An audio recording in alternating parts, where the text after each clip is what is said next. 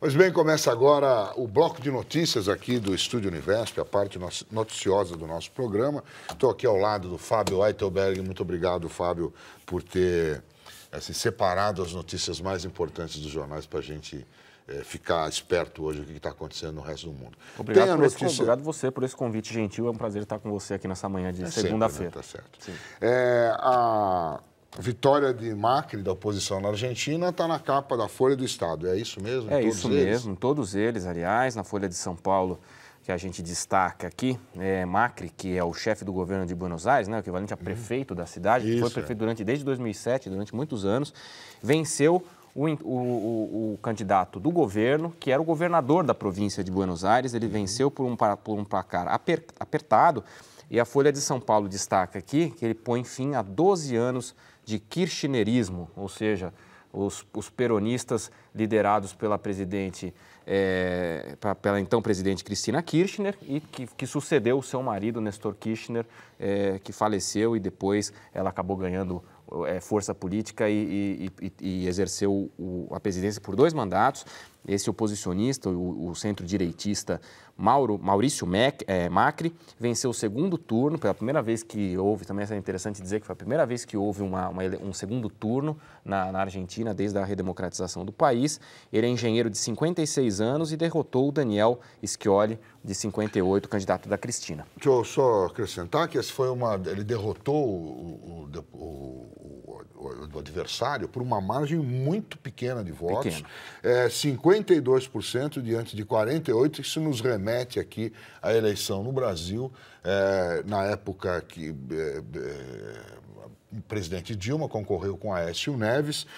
Na época foi 51-48, ou seja, aqui no Brasil foi um pontinho mais apertado, mas assim, é muito semelhante ao que aconteceu no Brasil, aconteceu agora na Argentina, com relação a essa divisão do país em cima dos candidatos que se apresentaram para essa eleição. Com a diferença que lá venceu a centro-direita, aqui, teoricamente, venceu a centro-esquerda.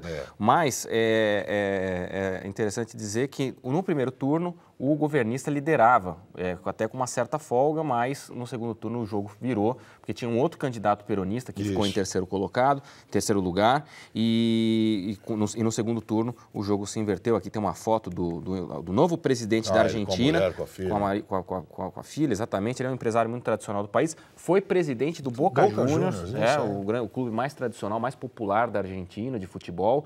E ele prometeu fazer um governo com muito diálogo, principalmente com os países aqui da América do Sul. Ele abriu, no seu discurso de posse, logo depois que ele recebeu os cumprimentos do adversário, que reconheceu a derrota, ele prometeu fazer um governo que ouça mais os países aqui, os países vizinhos.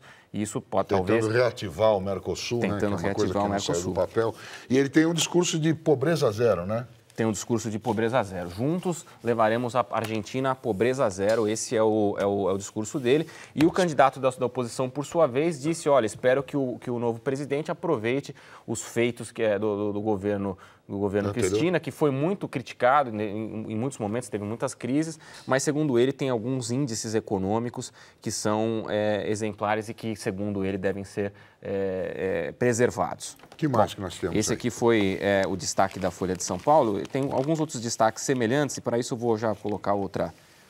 puxar aqui, só para mostrar que no Globo também foi a mesma manchete: Macri vence, mas não terá maioria no Congresso. Essa é uma Isso é um negócio importante de ser dita, né? Isso. Ele não tem, a maioria é kirchnerista no Congresso, ele vai ter uma certa dificuldade para levar em frente seus planos, né? Exatamente.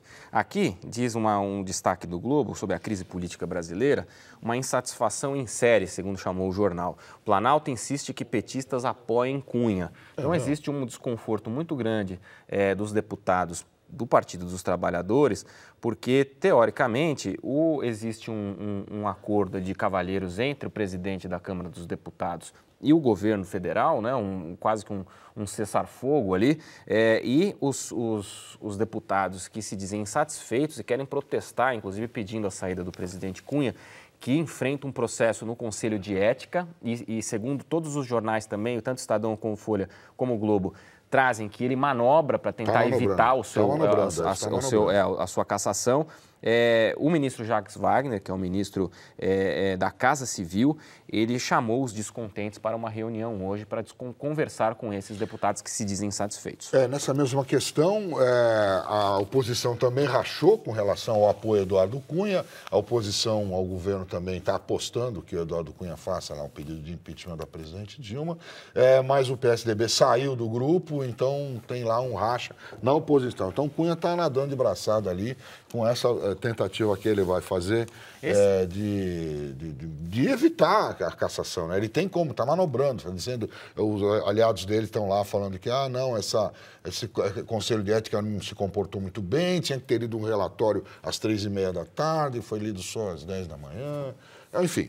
Só para antes da gente chamar a nossa entrevistada, que já está aqui com a gente no Skype, só para destacar o que o Estadão de hoje também traz a mesma notícia sobre a Argentina, também o hexacampeonato brasileiro do Corinthians, que não pode deixar de ser notícia, afinal de contas foi uma goleada de 6-1, isso é uma coisa que vai ficar para a história, e também esse risco, esse colapso aqui da bacia hidrográfica do Rio Doce. A lama coloca em risco uma reserva marinha, como você bem disse hoje de manhã, tomara que isso não chegue a Abrolhos, né? Porque Abrolhos a gente acha que está longe, mas a faixa de coral que contorna Abrolhos está bem perto até daquele ponto que é onde desemboca o Rio Doce. Então é realmente um perigo para uma fauna marinha que é inigualável no planeta inteiro. Já chegou lá e o prefeito de Linhares, no Espírito Santo, também disse que vai processar a Samarco, a mineradora responsável por esse desastre. Bom, agora vamos falar de El Ninho. El Ninho, exatamente. Regina Rodrigues, da Universidade Federal de Santa Catarina, está aqui no nosso telão. Vamos falar com ela por Skype para saber essa história do El Ninho, que está sendo considerado o maior El Ninho que nós já tivemos, e saber quais serão os reflexos disso. A gente já pode ter ideia. Bom dia, Regina, tudo bem? Bom dia, tudo bem. Então tá ótimo. A gente queria saber com você o que nos espera com esse grande El Ninho. É o maior que nós já tivemos realmente? Isso vai durar mais tempo do que tem durado os outros El Ninhos? Como é que você explica pra gente isso? Então, o último El Ninho que a gente teve, que é bastante intenso, foi em 97 e 98. Geralmente o El Ninho, o pico dele é em dezembro, janeiro e fevereiro. Então, nós ainda não chegamos no pico, mas tudo leva a crer que esse vai ser um dos maiores El Ninhos que a gente já teve, né? Maior do que esse de 97 e 98. Isso quer dizer o quê? Explica pra gente, Regina. Isso quer dizer muito mais chuva do que o normal, muito mais calor do que o normal? Isso. Então, o El Ninho, esse tipo de El Ninho forte, e que tem as anomalias de temperatura da superfície do mar lá no Pacífico Leste, é o que a gente chama de El Ninho canônico. E os impactos desse tipo de El Ninho, que a gente espera, são chuvas excessivas no sul do Brasil. Então, nós vamos ter enchentes, né? O que a gente espera são enchentes, principalmente no Vale do Itajaí ou no Rio Grande do Sul. Exatamente aonde é difícil de prever, mas geralmente são chuvas acima da média. Por exemplo, a grande enchente de 82 e 83, né, no Vale do Itajaí, está relacionada a um evento similar ao que nós estamos enfrentando agora, e secas no Nordeste e na Amazônia. Então, é bem difícil para o Brasil um esporte como esse. A gente tem, então, secas no Nordeste, principalmente, e na área de São Paulo, do Sudeste, é menos previsível, mas geralmente está acompanhado com ondas de calor no verão. Professora, uma pergunta. A senhora disse dessa coisa tão extrema que é, né? Em alguns lugares chove muito, em outros lugares não chove nada, como no Nordeste brasileiro que a senhora mencionou, né? Até quando a gente consegue prever, até quando pode ir o efeito desse El Ninho atual? Tá. Então, como eu disse, o pico é em dezembro, janeiro e fevereiro. Por exemplo, para o Nordeste, a estação chuvosa do semiárido do Nordeste é em março, abril, maio. E é aí que ele interrompe o El Ninho, né? Então, a estação chuvosa do Nordeste, que é março a maio, nós esperamos que a chuva seja abaixo do normal esse ano. Né? E para o sul do país, nós já tivemos uma primavera com chuvas acima do normal, né? Esse padrão pode ocorrer também no outono. Então, no verão, talvez normal, com um pouco de temperaturas acima da média, mas no outono, até o inverno, a gente pode ainda sentir no sul chuvas acima do normal no próximo ano, quero dizer, né? No outono e inverno do ano que vem. Né? E para o Nordeste, geralmente, é no outono, março, abril, maio. Ok. Como vocês podem ver na imagem, né? As temperaturas estão bem acima do normal no Pacífico. Professora, a temperatura do oceano sobe, aí o El Niño se caracteriza por todos esses efeitos que a senhora disse, mas o que causa a temperatura do Oceano Pacífico? O que causa exatamente esse aquecimento? Essas águas quentes que você viu ali perto da América do Sul, geralmente elas estão na área da Indonésia. E os ventos alísios é que mantêm essa água quente empilhada lá para o lado da Indonésia e para a Austrália. E por algum motivo, tenhamos que esses ventos alísios enfraquecem. E quando eles enfraquecem, essa água vai e se move para o lado da América do Sul.